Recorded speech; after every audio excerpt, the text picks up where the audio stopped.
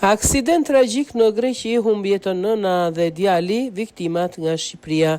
Mëngjesin e kësaj të premte rreth orës 7:30 një aksident i rënd rrugor me pasojë vdekjen e 2 shtetasve shqiptar ka ndodhur në afërsi të qytetit të Seres në Greqi. Sipas mediave greke, aksidenti ndodhi në rrugën Amfipolis Drama pranë zonës Paleokomit, ku një automjet u përplas me një kamion.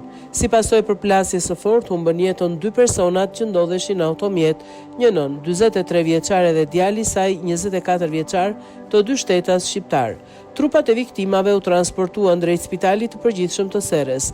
Nga aksidenti mbeti plagosur e drejtuesi 57 vjeçar i kamionit, i cili u dërgua në Spitalin e Përgjithshëm të Dramës për të marrë ndihmë mjekësore.